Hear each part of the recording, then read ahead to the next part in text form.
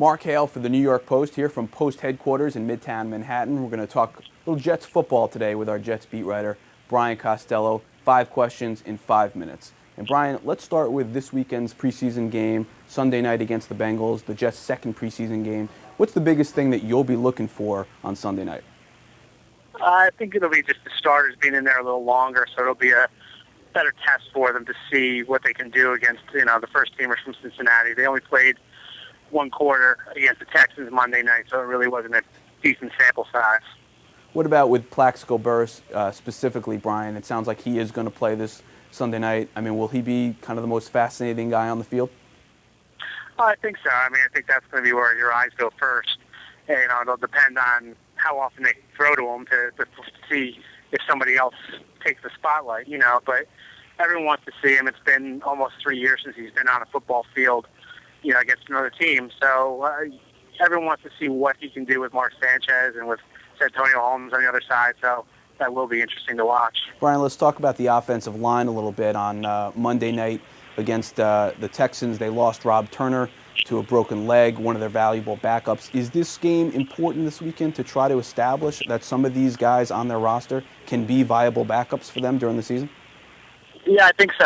They haven't gone out and signed anyone yet to replace Turner as a backup. So I think they want to give some of these guys a chance that are in camp to prove that they can do it. I think they'll really be watching their second-round pick from last year, Vlad Dukas, who did not have a good game in Houston, but they felt, they had to shift him around. He played left guard, right guard, and right tackle at different points. So they feel like, they'd like to see him attack just a tackle, and he needs to step up and prove that he can be, a reliable backup for them. We're talking with Brian Costello, our Jets beat writer here. And Brian, let's move over to the defensive side of the ball. The Jets made an addition this week. They signed Aaron Maybin, the former first-round pick of the Bills a couple of years ago.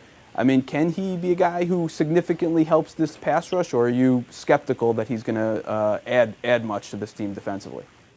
I don't think he'll add much. I think they're just looking at him as a guy who's low risk. He came pretty cheaply to them, and he can fit in as a backup to Pace or Brian Thomas and work into that rotation, but I don't think they're counting on him to really do anything. He has 0 sacks in his first 2 years in the league, so I don't see how you can think he's going to have a major impact.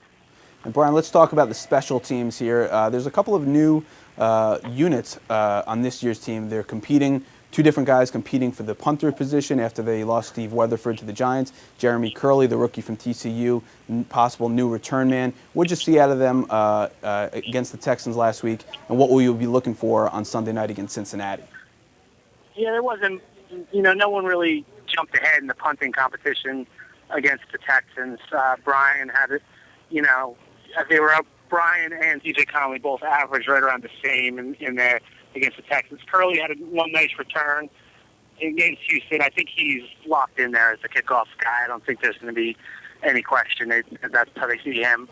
But the punting, I think it's going to be, who blinks first, who makes the first big mistake and has a terrible punt to see someone jump into the lead there.